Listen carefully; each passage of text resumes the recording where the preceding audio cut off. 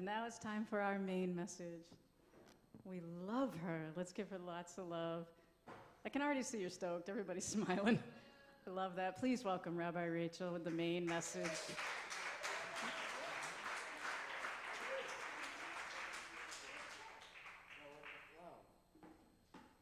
Loving all this flow this morning. It's a good one.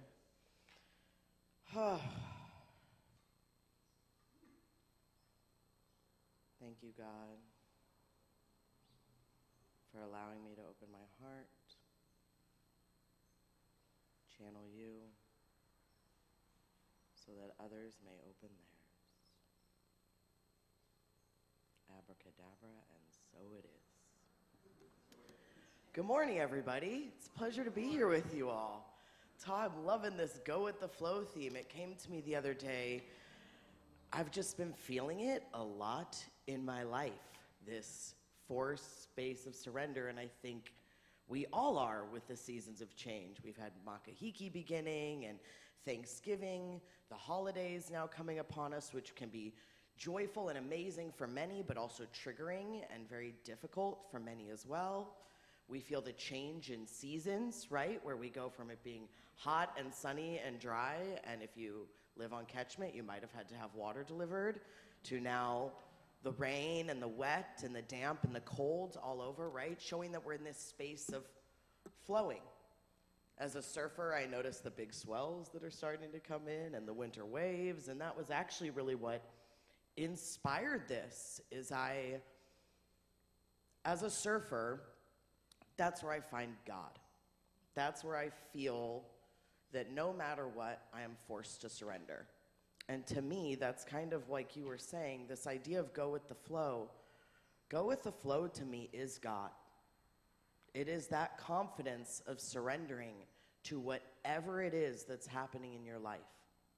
And knowing that other people can try and put their stress or their drama or their stuff or whatever they've got going on you. But if you stay in that place of support and flow, and you trust that whatever it is that's happening is what's meant to be happening for you, then I believe we are God in motion. I don't think any of us can sit here and say that life is easy or perfect. You know, John Lennon said, life is what happens while we're making other plans. I think life is what happens while I'm running late to all of my plans. But we have to do this. It's just part of it. We don't know why things happen the way they do. We don't know if there is a bigger picture or why things make sense. But if we surrender to that and we choose to just go into it, okay? And I'm not saying just, willy-nilly let life push you around. I'm saying that I think God gives us choice at every single moment. God gives us what we can handle, or maybe what we can handle, but we're forced to learn to handle for the evolution of our soul. And to me, when you listen to that voice of the divine, you trust in the divine, you don't take things personally, you don't make assumption, you do these 4 little simple things, We have heaven on earth. We are God. We are in that state of the flow. And I think that there's this little voice inside of us at all time that's saying, listen to me, listen to me, listen to me. That same voice last time I saw you guys, that voice had just told me to take a sabbatical, right? That voice had said to me, similar to the voice that told me to become a rabbi, was like, hey, Rachel, you got to chill for a little while. Take care of you. Take care of your daughter. I went to Maui and I had all that generational trauma triggered after being in the burn and seeing all that. And then October 7th, there was the massacre in Israel. And for my life has felt like a complete giant swell of 35 to 100-foot waves since then that I can't put into words. And I thank God at every single moment that I listened to that voice. That as every single thing around me was trying to come at me, tarnishing my name, my reputation in our small town of our community, I held true to what I knew to be right. which was God told me you take care of you. Because if you don't take care of you, you can't take care of anyone else. No one knows what it's like to be the face of a group of people on a small island until that group of people is being threatened all over the world. And you yourself start receiving threats. I would be remiss if I didn't take the opportunity by having a voice that people listen to talk about the reality of what it's like to be an indigenous Jewish woman in this day and age right now, where somehow people have completely forgotten that Jews are an indigenous people, that we were indigenous to the land of Israel, but we're a people of diaspora because we've been kicked out of Israel and Spain and Rome and literally everywhere we've ever gone, to where we're now all completely spread out. And I think about that voice that when I was in Israel, and I was at the top of Masada that said, you should be a rabbi. And then I was like, you know what? I'm going to listen to you. I'm going to go with that flow. I'm going to be a rabbi. And that same little voice after I came back from Maui that was like, you should lay low for a little while. It's not the time. You've been doing the work for 7 years. It's time for someone else to step up and be the face of all this. And then all of this happened. And I'm sitting there like, whoa. At every single moment, we're truly given this opportunity to ride the wave, go under it, or just go against it and get pummeled by stress and chaos. There's no choice but to surrender. And a large part of what led to me becoming a rabbi was, it was either the day before or the day after, forgive me, it's been, almost a decade now, that I put that note in the Western Wall, the Wailing Wall, the place where the destruction of the first temple of my people occurred, the destruction of my second temple of my ancestors occurred, that is a holy space for so many, asking to fulfill my divine purpose. Right before I had gone to Yad Vashem. For those of you that don't know what Yad Vashem is a Holocaust museum. And they do a very, very, very good job of walking you through how the Holocaust happened. Because everybody wants to say never again, never again, never again. But it's easy to say that. And I remember walking through and seeing the political climate, the economical climate, the social climate, the propaganda that started out very slow in commercial and paper ads, saying that the Jews were to blame for the economical problems. The Jews were to blame for all the problems in Germany. The Jews were the ones who were forcing people out of their homes, all these things. Obviously not true in any capacity, but that's how propaganda works. And it was this slow rise to where next thing you know, all of a sudden they're picking people up. The massacre of Kristallnacht happened. We just had the anniversary of that. It hasn't even been 100 years, which Kristallnacht translates to the night of broken glass, which is where basically all these Jewish homes and businesses were completely destroyed in a massacre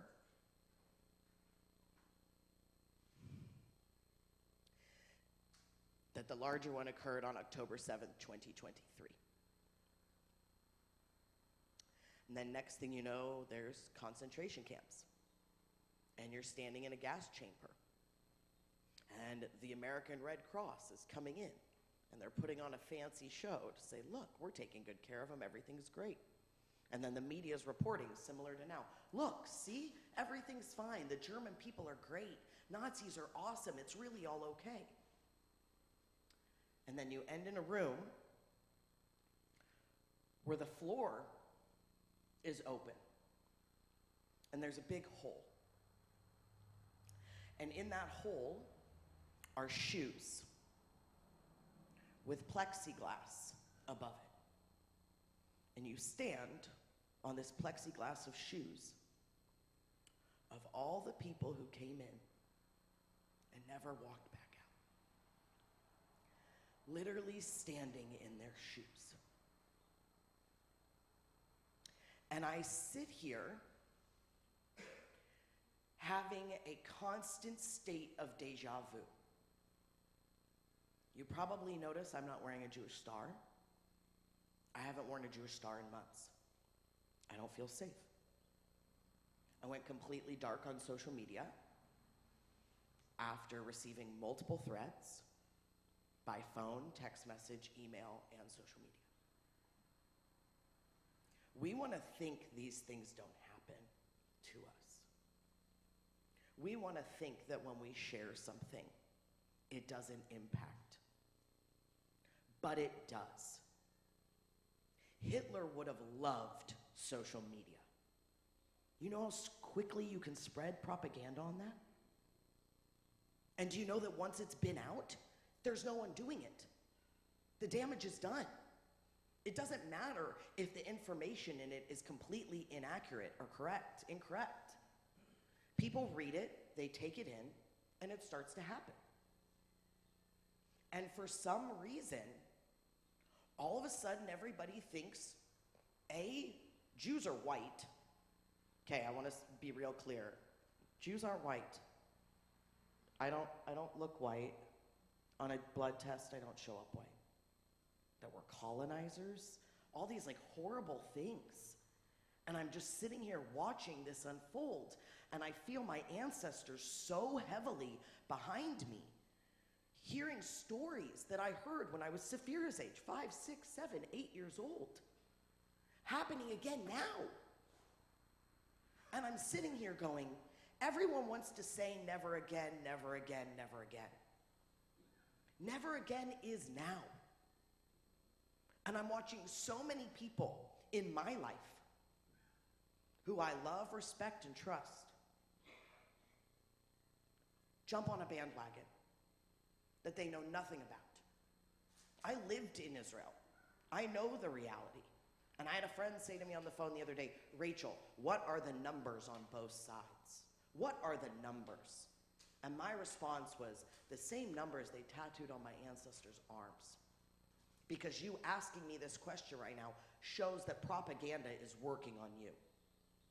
When we have lost our empathy and our humanity for one another because of a label or their blood or who they are, and we resort them to numbers, we have completely lost touch with the reality of the situation and where we are. And maybe what I'm saying is too real. And I'm okay with that. I have a voice, I have my truth, and my horoscope today was trust your truth. And I can't sit here as someone who lived in a state of war and continue to watch people around me who have no experience of what being in war is like. People who've never been to Israel or Palestine. People who don't even know any Israeli or Palestinian people. Continue to spread hate and propaganda and put our people in danger. And it's not just me. My Muslim friends here have been getting threats too. We want to think these things don't happen, but they do. And I sit here as someone who marched with Black Lives Matters, who marched with the LGBTQ, who will always stand up for others because I truly believe we are one, and I am you and you are me, and together we are one. But as a Jewish person, I didn't even get a chance to mourn thousands of my people being massacred in the most brutal way ever before people were trying to gaslight me into downplaying it and saying it didn't happen. And then to where I had to defend myself against anti-Semitism.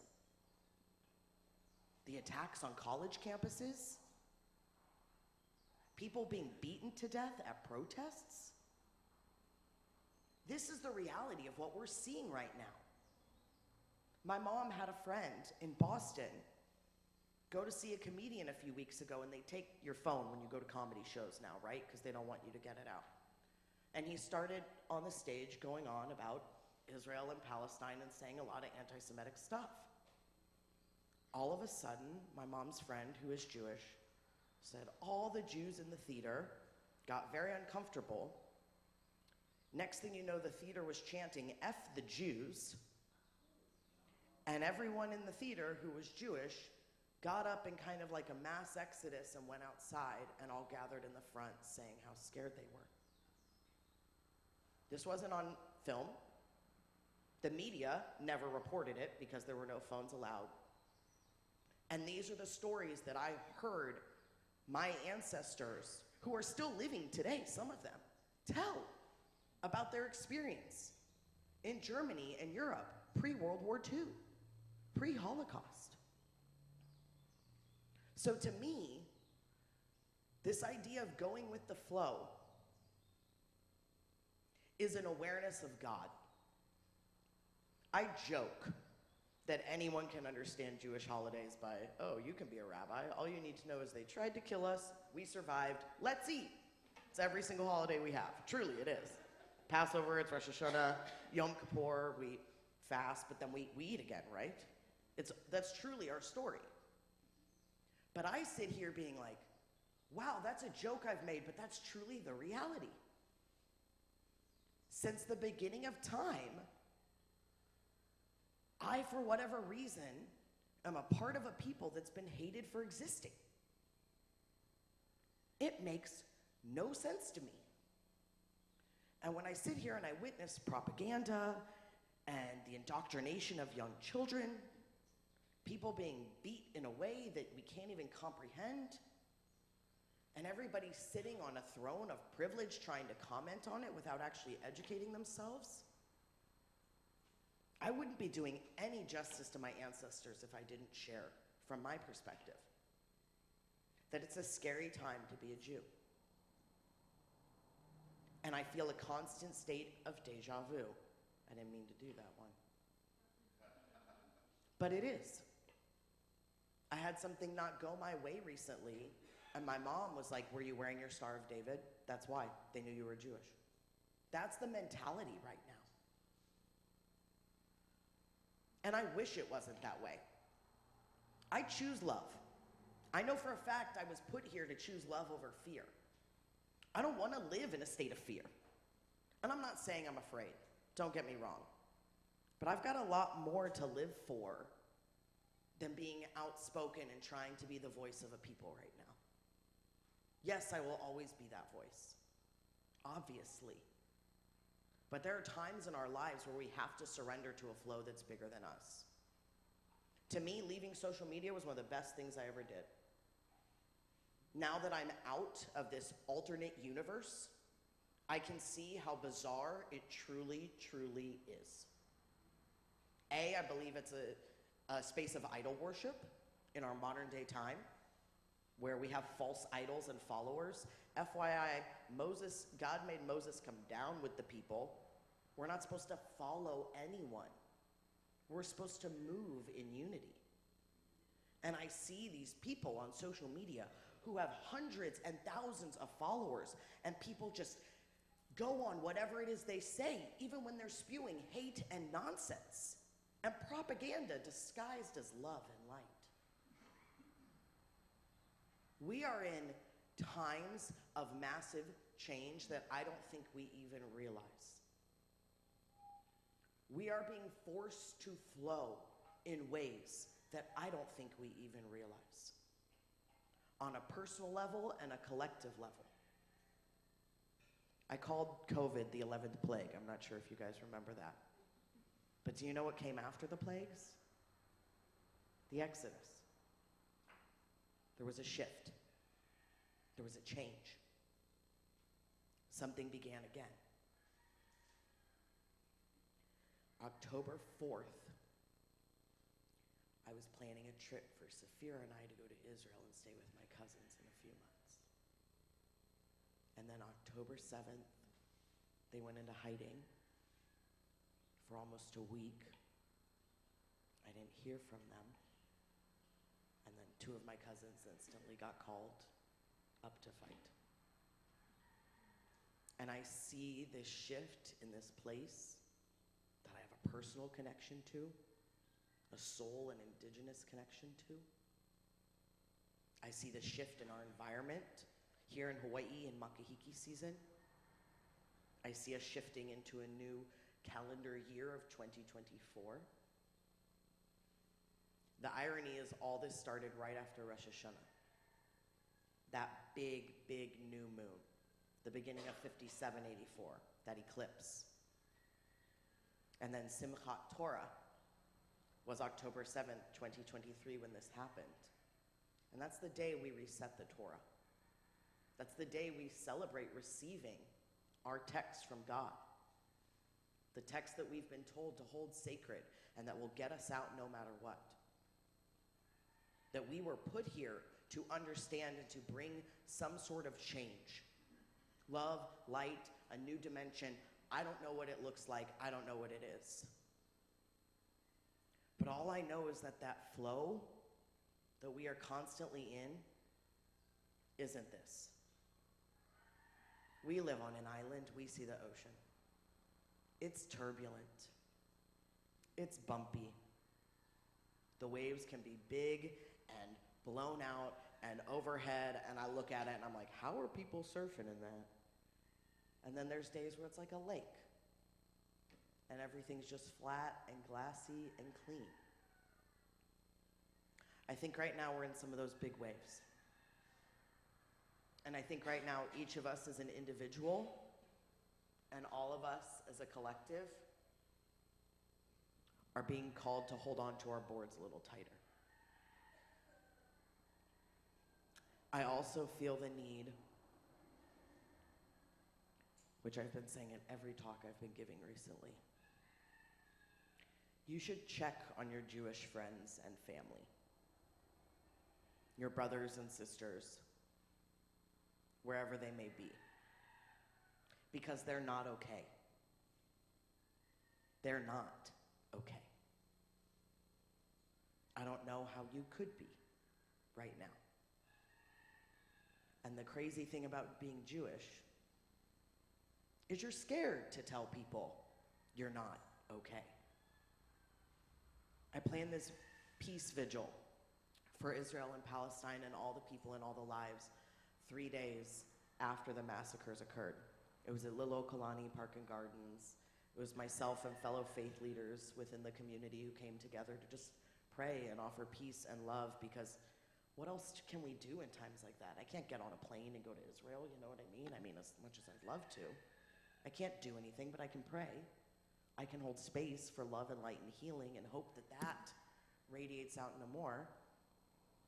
It was a surreal moment because I had hosted a vigil for Maui there, in that exact same location not too long before. But the vigil for the Middle East, we had cops surrounding the perimeter. And then the next day, I was on the front page of the Hawaii Tribune-Herald. Usually, I would have been super stoked on that. Like, whoa, look, I put this event together in 2 days. It was broadcast on Naleo TV. It's on the front page of the paper. How awesome is that? I was scared. My reaction when I saw myself on the front page of the paper was, oh no.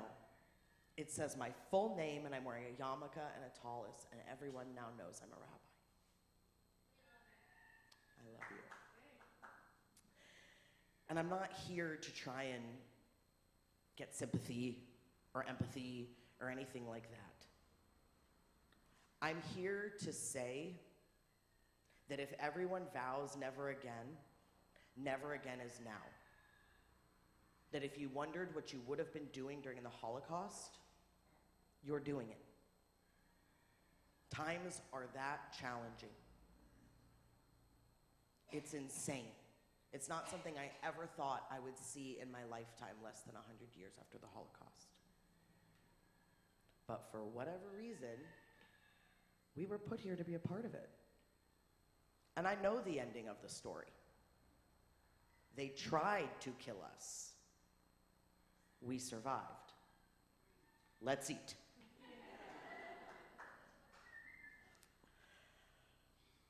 So I've got a little something that came through.